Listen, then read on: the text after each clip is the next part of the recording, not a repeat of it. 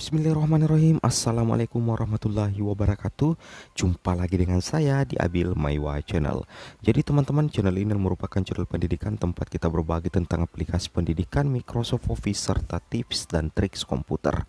Jadi di video kali ini teman-teman, kembali lagi admin akan berbagi sebuah video informasi yang berkaitan dengan soal-soal ujian guru P3K di tahun ini, seperti itu teman-teman ya. Jadi kita akan membahas tentang bagaimana caranya membahas tuntas soal-soal kompetensi teknis yang berpotensi muncul di ujian P3K Guru tahun 2021 dan tentunya untuk tahun-tahun mendatang. Oke, tanpa berbasa-basi lagi, kita langsung ke videonya saja teman-teman ya. Jadi untuk soal nomor 1 adalah model pembelajaran abad ke-21 yang menekankan dihasilkannya produk dan menekankan otonomi belajar sejak mulai merancang, melaksanakan dan mengevaluasi hasil belajarnya adalah A. Pembelajaran berbasis proyek, B. Pembelajaran kooperatif, C. Bermain peran dan simulasi, D. Pembelajaran diskusi online, dan E. Pembelajaran kontekstual. Jadi silakan teman-teman tentukan pilihan jawabannya sekarang. 5, 4, 3, 2, 1. Jadi jawaban yang paling tepat di sini teman-teman adalah A.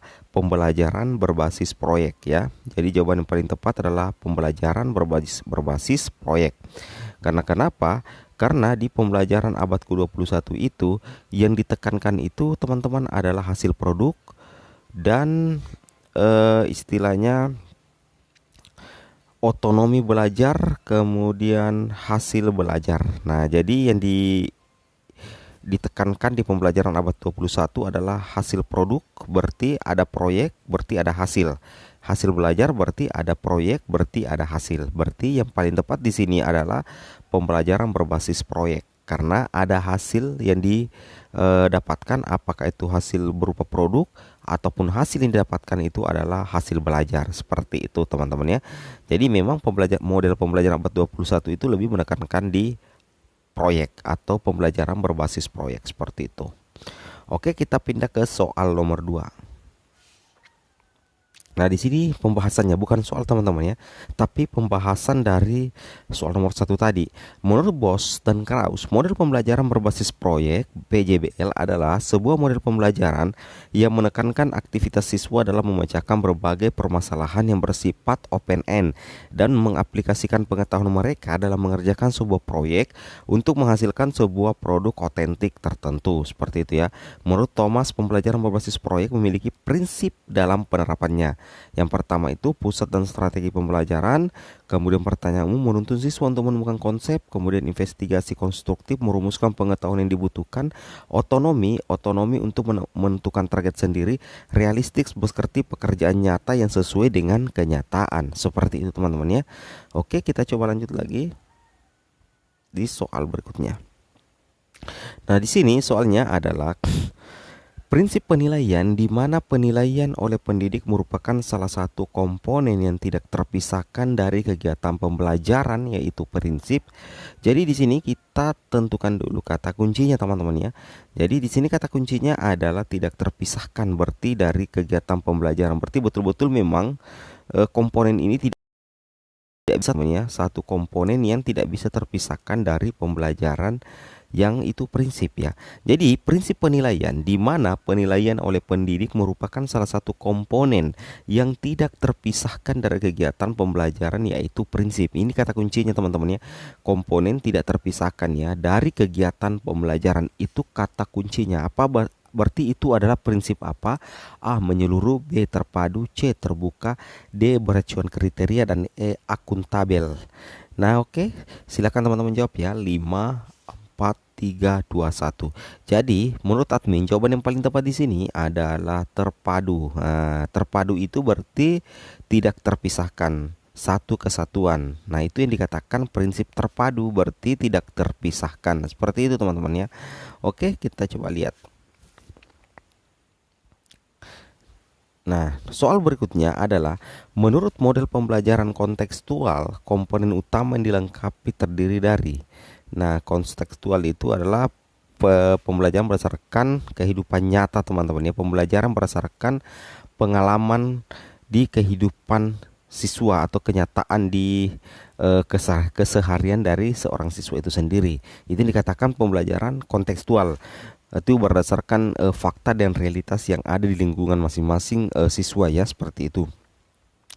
Komponen utama yang lengkap terdiri dari A. Inquiry, masyarakat belajar, pemodelan, penilaian autentik dan refleksi. B. Konstruktivisme, inquiry, bertanya, masyarakat belajar, pemodelan, refleksi, dan penilaian autentik. C. Konstruktivisme, inquiry, masyarakat belajar, pemodelan, penilaian autentik, dan refleksi.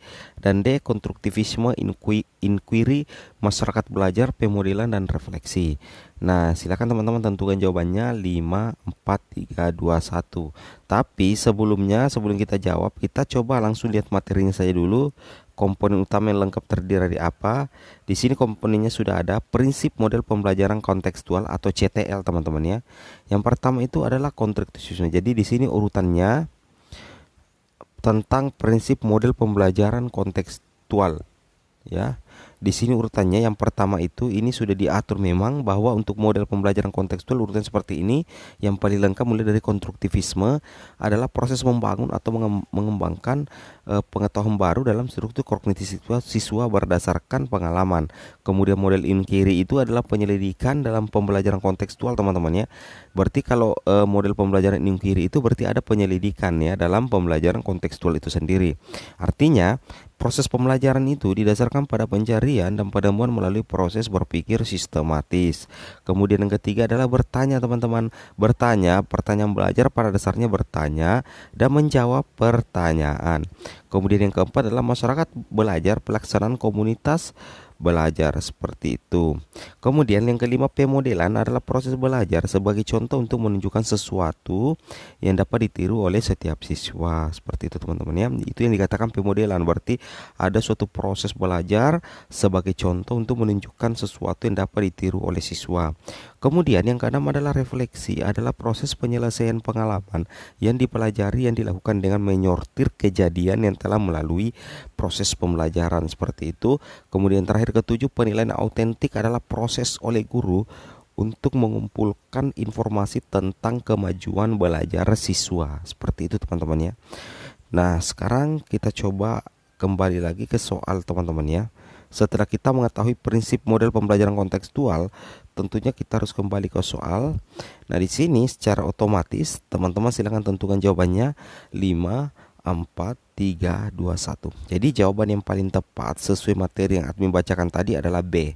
Yang paling lengkap itu terdiri dari konstruktivisme, kemudian inquiry, bertanya, masyarakat belajar, kemudian pemodelan, refleksi, dan penilaian autentik, seperti itu. Jadi teman-teman ingat ya, menurut model pembelajaran kontekstual, komponen utama yang lengkap terdiri dari model. Nah, artinya di sini model pembelajaran yang paling lengkap di sini adalah yang pertama konstruktivisme, kemudian disusul inquiry, bertanya, masyarakat belajar, pemodelan, refleksi, dan penilaian autentik, seperti itu teman-teman ya. Oke, kita lanjut ke soal berikutnya.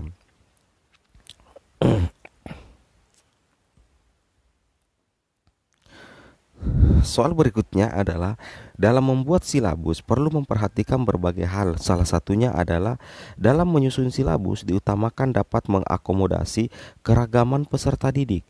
Nah, peserta didik ya, serta dinamika perubahan yang terjadi di sekolah dan tuntutan masyarakat. Hal ini sesuai dengan prinsip A. Relevan, B. Sistematis, C. Menyeluruh, D. Fleksibel, D. Akuntabel. Nah, silakan teman-teman tentukan jawabannya dulu. 5, 4, 3, 2, 1. Nah, di sini kita lihat ya, kata kuncinya di sini adalah itu dia silabus itu ternyata bisa mengakomodasi keragam peserta didik, kemudian pendidik, serta dinamika perubahan yang terjadi di sekolah dan tuntutan masyarakat. Jadi apapun perubahannya, di sini ada kata dinamika, teman-teman ya. Kata dinamika ini kadang misalkan berubah, kayak kadang misalkan anggaplah kadang yang dikatakan dinamika itu selalu berubah-ubah, tidak tetap teman-teman ya. Berarti dinamika perubahan itu tidak tetap, berarti bisa tiba-tiba berubah. Dinamikanya bisa berubah, itu juga terjadi di sekolah. Dan ternyata silabus itu harus bisa mengakomodasi keragaman peserta didik. Jadi ketika kita menyusun silabus, kita harus bisa memikirkan apakah silabus yang kita telah buat itu mampu mengakomodasi keragaman peserta didik, kemudian guru, serta dinamika perubahan. Nah, hal itu tentunya sesuai dengan prinsip apa? Nah, prinsip yang paling tepat di sini teman-teman ya, berdasarkan kata dinamika itu adalah fleksibel atau menyeluruh. Fleksibel ya. Nah, di sini kita coba lihat kenapa fleksibel jawabannya. Nah, di sini sudah dibahas bahwa relevan artinya sesuai perkembangan peserta didik ya, memang sudah ditentukan. Kemudian sistematis artinya saling terkait dengan kompetensi teman-teman ya. Kemudian menyeluruh artinya meliputi kognitif, afektif, dan psikomotorik. Sedangkan fleksibel adalah mengakomodasi keragaman dan dinamika perubahan. Nah, jadi memang sudah dijelaskan bahwa fleksibel artinya itu bisa mengakomodasi keragaman dan dinamika perubahan. Seperti itu teman-teman ya. Oke, kita lanjut ke soal berikutnya.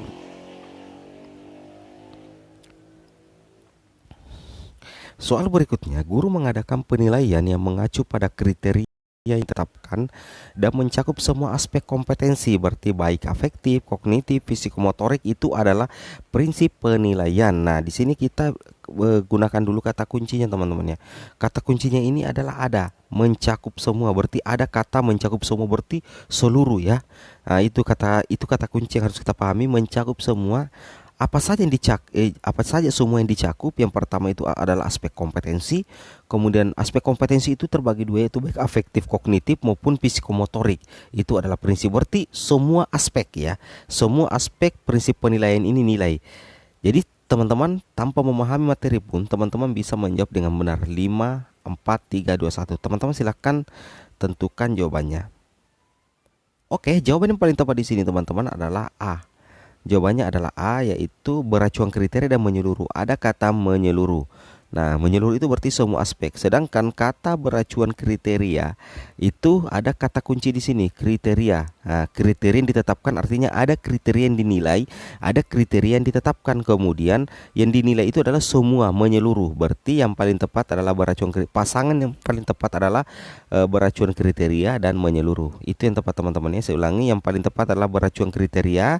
Kata kuncinya kriteria di sini yang telah ditetapkan, kemudian menyeluruh berarti semua aspek ya. Itu kata kuncinya. Oke, kita lanjut lagi untuk soal berikutnya. Oh, di sini ternyata ya ada materinya juga, admin siapkan. Beracuan kriteria artinya mengacu kriteria, menyeluruh penilaian meliputi ranah afektif, kognitif, psikomotorik, kemudian sistematis sesuai dengan prosedur baku, seperti itu. Kemudian soal berikutnya, dan ini adalah merupakan soal terakhir tentunya. Kalau soal terakhir biasanya admin katakan itu adalah tugas teman-teman yang telah menonton ya. Jadi teman-teman silakan ya jawab soal nomor terakhir ini, kemudian komen di kolom komentar ya. Oke, kita baca dulu ya. Program remedial dapat dilaksanakan melalui bimbingan secara perorangan. Bila ada beberapa peserta didik yang mengalami kesulitan yang berbeda-beda sehingga memerlukan bimbingan secara individual, bimbingan diberikan disesuaikan dengan tingkat A. Kelemahan yang dialami oleh peserta didik, B. Keberhasilan dialami oleh peserta didik, C. Keterbatasan yang dialami oleh peserta didik, dan D. Kesulitan yang dialami oleh peserta didik, dan E. Kesalahan. Silakan teman-teman tentukan pilihan jawabannya dan komen di kolom komentar. Seperti itu teman-teman ya. Oke teman-teman, mungkin cukup sampai di sini video admin. Semoga video soal ini bermanfaat. Jangan lupa like, comment, dan subscribe. Assalamualaikum warahmatullahi wabarakatuh.